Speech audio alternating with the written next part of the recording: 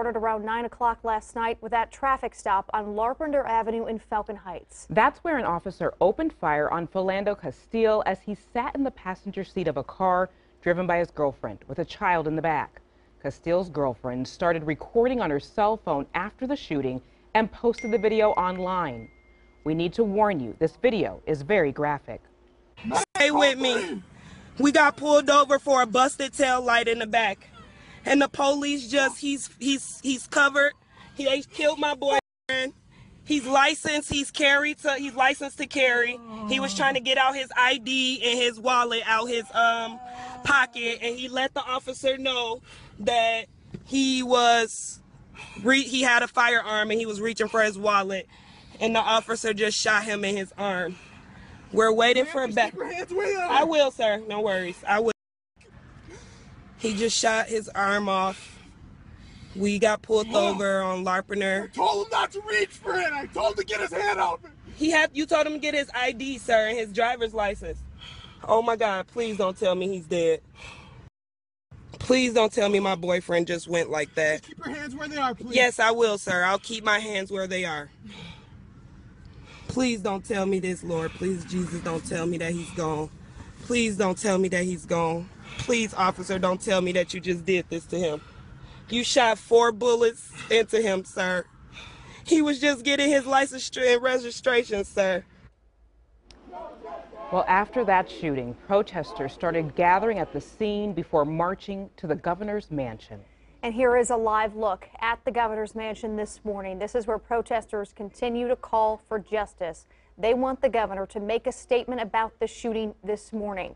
We will have more on the protests in just a moment, but first we want to go live to Ted Haller, who is in Falcon Heights where the shooting happened. Ted, good morning. Good morning to you. And that shooting happened just a few yards behind me. To put this in context for you, Larpenteur Avenue, where the car was that was shot, is to my left, and to my right are the Minnesota State Fairgrounds adjacent to the street where this shooting happened.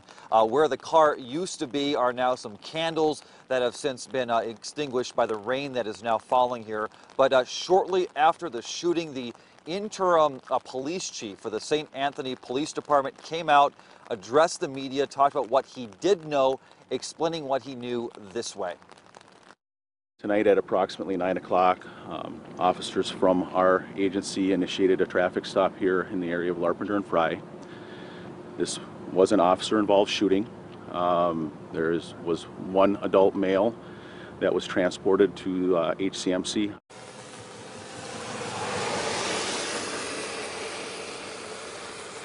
Now, pronounced dead, the victim is identified, as you said, as 32-year-old Philando Castile. That's by his family telling us he was a St. Paul Public Schools cafeteria supervisor, they say. Now, also inside that car, the woman shooting the video you saw along with her daughter. The BCA was on scene investigating for nearly 5 hours tonight, taking lots of pictures of the car Castile was in when he was pulled over. And for a broken tail light, that's the reason, according to his girlfriend who took that video. She said when the officer asked for Castile's ID, he said it was in his wallet, but he wanted to warn the officer he had a license to carry.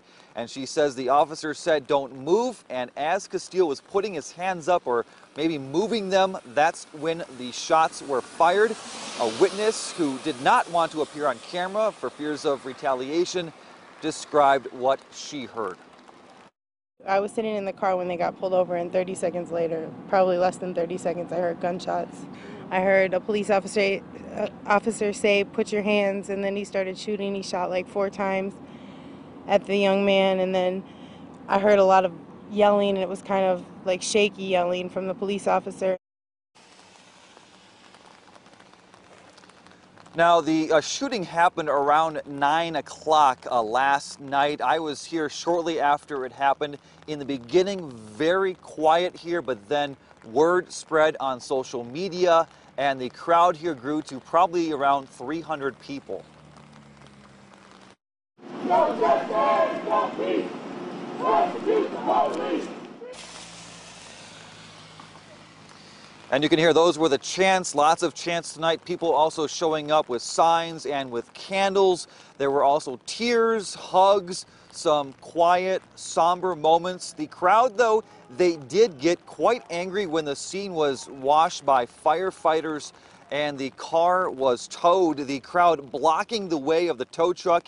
It then made a U-turn and left the other way. And after the scene cleared here, the crowd then left for the governor's mansion. You saw those live pictures earlier tonight. But meanwhile, overnight, the video you saw, the pictures from this scene spreading on social media all around the world, making a lot of news. A sad, historic moment. The first time the seconds after an officer-involved shooting were captured on Facebook Live video.